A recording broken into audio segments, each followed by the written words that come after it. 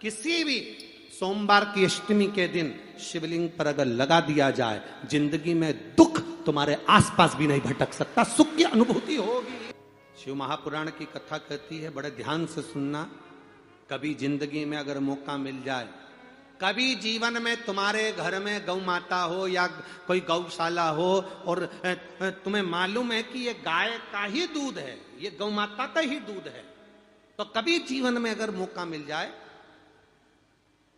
और अगर तुम्हें कोई कह दे कि तेरी किस्मत में सुख नहीं है, तेरी किस्मत में धक्के खाना लिखा है, तेरी किस्मत में दुख लिखा है, तेरी किस्मत में हमेशा धक्के खाना लिखा है, कोई कह दे तुमको, तो उसकी सुन लेना।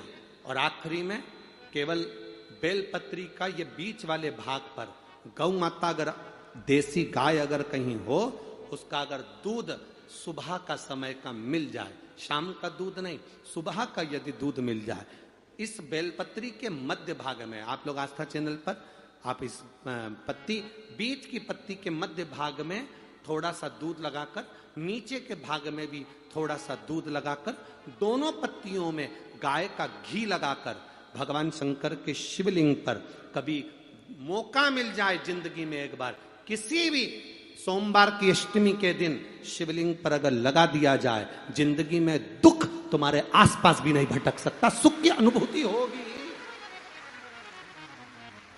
दुख में भी सुख आएगा, किस्मत में दुख लिखा है वो तो आएगा, पर दुख में भी सुख की अनुभूति होगी। आएगा दुख, पर दुख भान नहीं होने देगा। पांवों में अगर ठोकर लगी है तो थोड़ी तो चोट लगेगी, पर जूता पहने हो तो ज्यादा लगेगी क्या?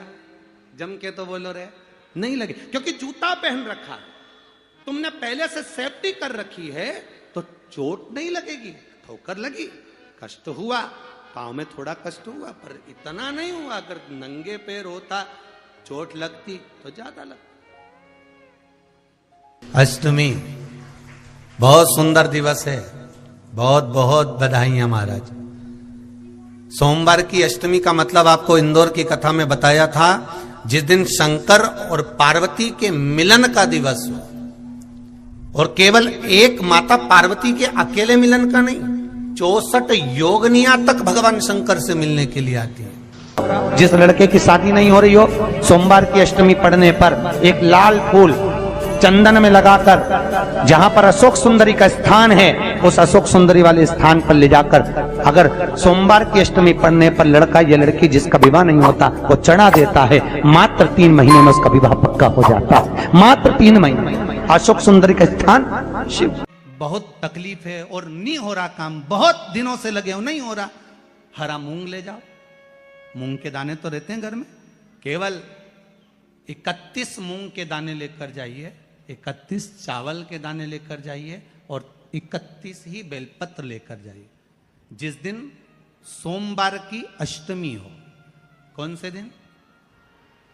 सोमवार की अष्टमी हो, उस दिन शंकर जी के मंदिर में जाओ, 3 चीज लेकर जाओ, मूंग के दाने, चावल, बेलपत्र। चावल जो 31 लेकर गए हो, अपनी कामना कर कर शंकर जी की देहली पर रख दो, चौखट पर, कहीं पर भी एकांत में उसको रख दिया जाए। मूंग के जो दाने लेकर गए हो 31, वो नंदी के पास में, जो नंदी का पांव ऊंचा रहता है, उस पांव के पास रख दीजिए। और जो 31 बेलपत्र लेकर गए हो, वो 31 बेलपत्र अशोक सुंदरी वाली जो जगह है, आपको पहले बताया है कथा में, अशोक सुंदरी जी का स्थान, ये शिवलिंग, ये जलाधारी जहां से पानी बहता है, उसके बीच में एक मोटी सी लाइन होती है, जो शंकर भगवान की छोटी लड़की अशोक सुंदरी का स्थान है। शिव जी के 13 बच्चे हैं, 13 बच्चे में सबसे छोटी लड़की अशोक सुंदरी यहीं पर विराजमान होती है, जहां से पानी नीचे गिरता है। प्रत्येक शिवलिंग के सामने एक मोटी सी लाइन होगी, उस मोटी सी जो लाइन है अशोक सुंदरी, वहां पर जो 31 बेलपत्र लेकर गए हो, अपनी कामना कर कर पीला चंदन, लाल चंदन लगाकर उस पर समर्पित करते जाओ। उसकी डंडी जहां से पानी बहता है उस ओर होना चाहिए। आप निवेदन कर कर देखो, एक सोमवार की अष्टमी पर कर कर देखना, दूसरी सोमवार की अष्टमी आएगी, अपने आप आपका काम हो गया होगा। बाबा से निवेदन तो करो, क्यों भटक रहे? एक मात्र शिव मंदिर में झाड़ू लगा रही हैं अहिल्याबाई। साधारण सा भाव है, केवल एक झाड़ू। कई लोग कहते हैं महाराज जी आप कहते हो मंदिर में जाकर झाड़ू लगाओ, पोछा लगाओ, तो जो हमने मंदिर में रख रखा है स्वीपर आदि कादिक जो भी सेवा करने वाला है, काम करने वाला है, वर्कर है, वो कर रहा है, तो हम क्यों करें? अरे भाई एक बात याद रखना, आप सबसे पूछना चाहूंगा, आप लोग कहते हो कि मंदिर की सफाई जो वर्कर रखा है उसे करना चाहिए, मंदिर की सफाई जो पुजारी रखा है उसको करना चाहिए। मैं आपसे पूछना चाहता हूं कि आपके घर में जो तिजोरी है दिवाली पे उसकी सफाई कौन करता है? नौकर करता है? अरे बोलते तो जाओ। नौकर करेगा? नहीं। वर्कर करेगा?